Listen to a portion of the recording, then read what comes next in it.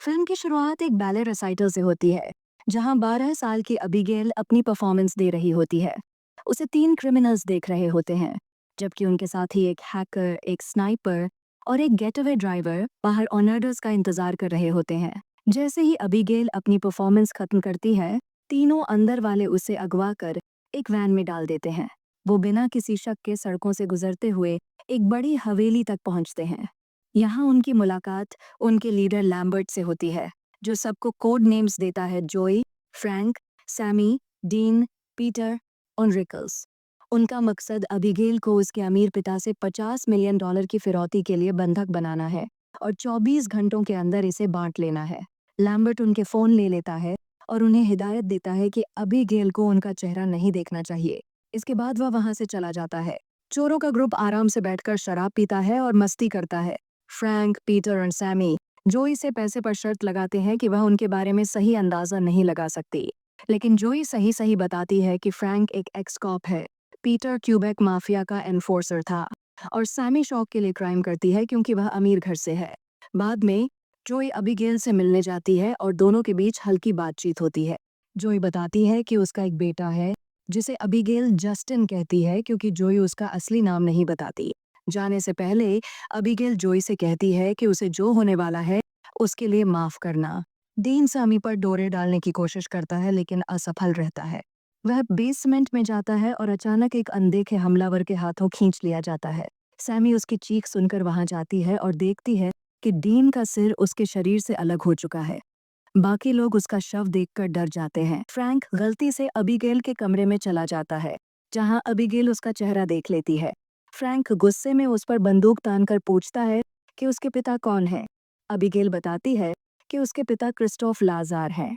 यह सुनकर फ्रैंक के चेहरे पर खौफ छा जाता है, क्योंकि लाजार एक खतरनाक अंडरवर्ल्ड क्रिमिनल है।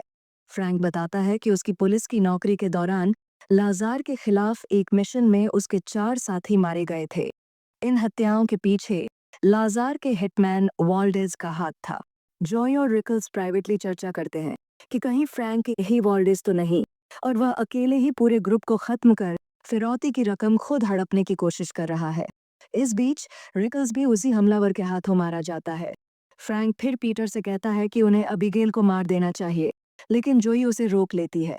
वे अबीगेल के कमरे में जाते हैं, जहां अबीगेल अपने राज का खुलासा करती है। वह असल में सदियों पुरानी वैम्पायर है और वही वॉल्डेज है। अबीगेल उन पर हमला करती है, लेकिन वे किसी तरह कमरे से भाग निकलते हैं।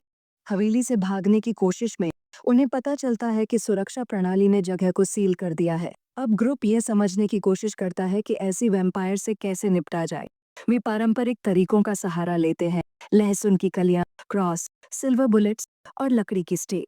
वे अबीगेल को घेरने की कोशिश करते हैं, लेकिन वह डीन के शव के साथ नाच रही होती है। फ्रैंक उसके सिर में गोली मारता है, लेकिन वह तुरंत ठीक हो जाती है। अबीगेल पीटर की क्रॉस वाली चेन छीनकर उसी से उसे घायल कर देती है। सैमी लहसुन का इस्तेमाल करने की कोशिश करती है, लेकिन असफल रहती है और अबीगेल के काटने के बाद एक पूल में गिर जाती है, जो अबीगेल के पुराने शिकारों से भरा होता है। आखिर में जो यह अबीगेल को उसी ट्रैंक्विलाइजर से बेहोश कर देती है, जिसका इस्तेमाल उन्होंने उसे किडनैप करते समय किया था। वह उसे एक पिंजरे में बंद कर देती है। एक अंधेरी रात की कहानी में जब एबिगेल जागती है, फ्रैंक उसे धमकाने की कोशिश करता है, लेकिन एबिगेल सबकी सच्चाई उजागर करने लगती है। वह सबके असली नाम और उनकी पिछली जिंदगियों को बयान करती है। सैमी का असली नाम जेसिका है, जिसने अपने माता पिता से चोरी की थी और घर से भाग गई थी। पीटर का असली नाम टेरेंस है और वह पहले माफिया के लिए एक बेवकूफ गुंडा था। फ्रैंक, जिसका असली नाम एडम है, असल में एबिगेल के पिता के लिए काम करता था, लेकिन एबिगेल ने ही अपने पिता को मार डाला और उनकी लाशें फ्रैंक को ढूंढने के लिए छोड़ दीं। जोई का असली नाम आना लूसिया है। वह पहले आर्मी की डॉक्टर थी, लेकिन मॉर्फिन की लत के चलते उसने गलती से एक बड़े अपराधी की धमनी काट दी थी। यही कारण था कि उसे अपने बेटे की कस्टडी खोनी पड़ी। ये सब सुनकर ग्रुप में तनाव बढ़ जाता है।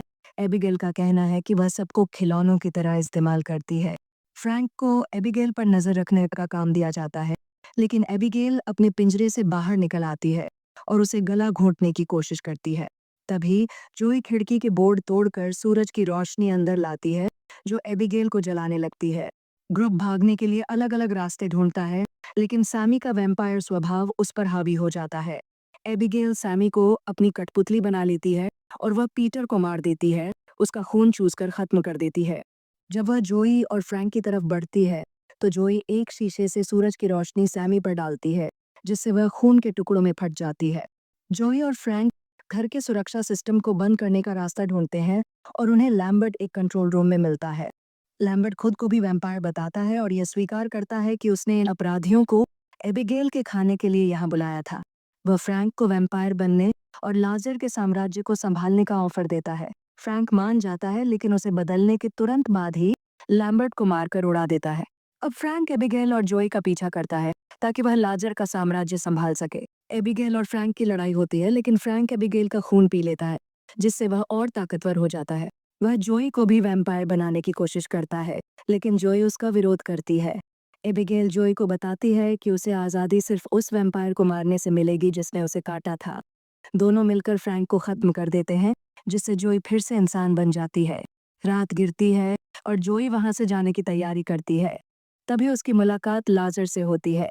वह खुद को कई नामों से पुकारता है और जोई को मारने की तैयारी करता है, लेकिन एबिगेल हस्तक्षेप करती है और बताती है कि जोई ने उसे फ्रैंक से बचाया था। इस पर लाजर और एबिगेल जोई को जिंदा छोड़ देते हैं और उसके बेटे कैलिब का जिक्र करते हैं। जोई, जो अब आज़ाद है, अपनी वैन में बैठकर कैलिब को ढूंढने निकल पड़ती है।